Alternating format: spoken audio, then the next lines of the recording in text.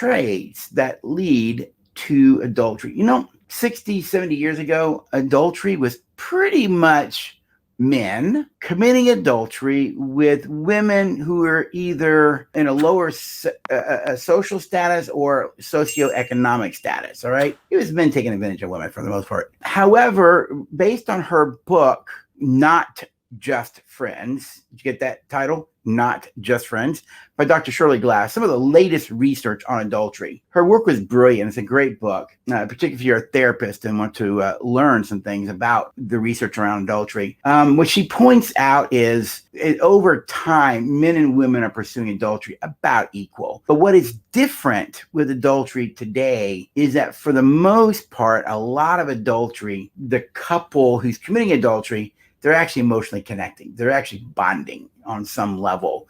Whereas in the past, there really wasn't a deep an attachment, but they're attaching today. And women are pursuing adultery about as equal as men, but it is still, men are still out leading in that. So it shows how much the sexual revolution has transformed the culture for men and women. All right. One of the interesting things that Dr. Glass's book talks about is that adultery is not necessarily sexual. She kind of describes marriage and adultery this way.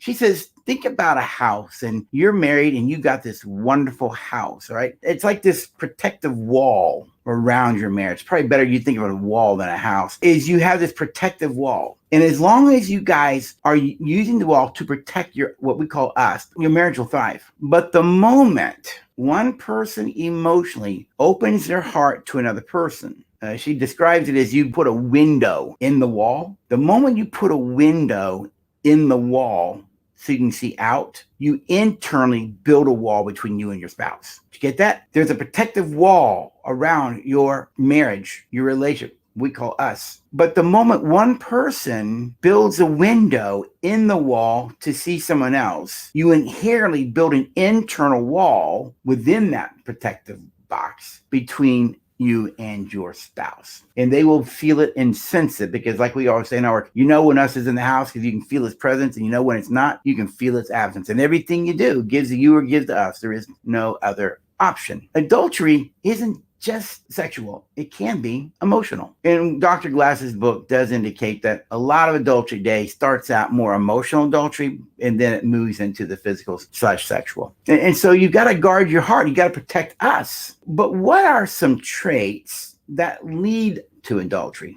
All right. What are some traits in a person that make them vulnerable to committing adultery? We're going to take a look at those and some of the research that I have found. No one out there who's listening to me are these things, but I'm sure we know people who are. Got it? So let's take a look at the traits that lead a person to the potential for committing adultery. Are you ready? Number one trait is that these people have a problem controlling their emotional impulses. They struggle with controlling their impulse. In other words, they're impulsive. They want something and they go after it. They don't have the ability to think it through, to reason, what are the consequences?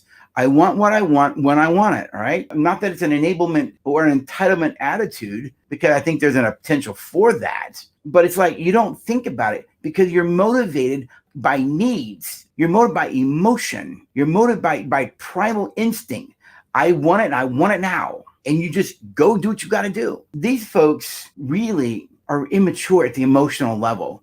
Healthy, mature people are able to regulate their impulses because one of the two emotional competencies for emotional intelligence, I like to refer to it as emotional wellness, is self-awareness. And secondly is self-control, self-management. People who lack self-management aren't self-aware because you can't stop yourself from doing something if you're not aware that you're doing it. So you've got to have self-awareness. But these people struggle with their impulses. It's visceral. Something at the biological level says, I want to eat that. I've got to have that. I've got to do that. I got to drink. I got to do this. And it's like at the primal level, they have the right to do what they want because their body is telling them, go for it. They don't know self-control. They don't have patience. And the sad thing is, because they live a life impulsively, they make a lot of really bad decisions, not just like for adultery, but in other areas of their life as well. Impulsive eating,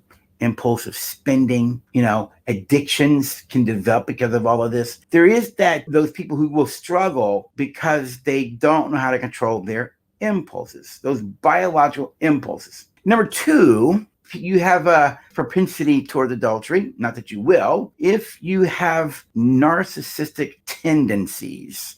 And I say that very specific because one of the things I learned when I was in graduate school by one of my psychologist professors, Dr. Eller, she told me, she said, Rick, and of course, when I met her, she's probably in her late 60s, early 70s, wonderful lady, a very, very good psychologist. She said, in all her years in the field practicing psychotherapy, she said, what you're going to learn about the field of psychology is there's always these fad diagnoses. And she says, just like a lot of other professions, there's these, we're on this bandwagon right now. And I actually noticed she was actually right. Well, one of the things you actually see right now in culture is everybody's a narcissist. The term narcissism is being thrown around like crazy. In the DSM-5, which is the Bible for all mental health diagnoses, there is a very particular diagnostic category for narcissistic personality disorder. It's what's known as an Axis 2 diagnosis. They are a very particular way of being. Some people that we're calling narcissists aren't.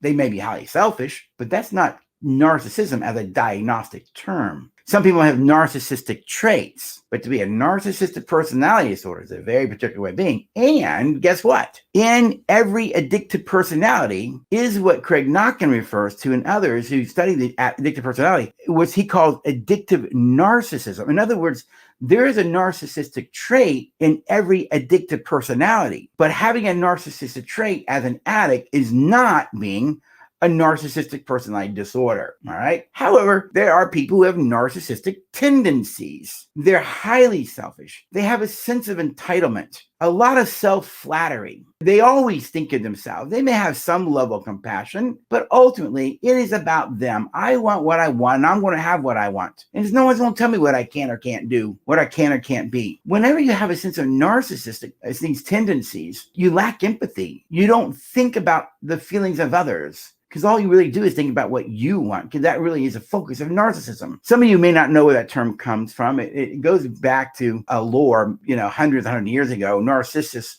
was traveling through a desert, and he came upon an oasis. And in the oasis was a pond, and he stooped down to get some water. And when he did, for the first time in his life, he saw his reflection. And he was so enamored with his reflection, he kept staring at himself to the point that he died. Narcissism.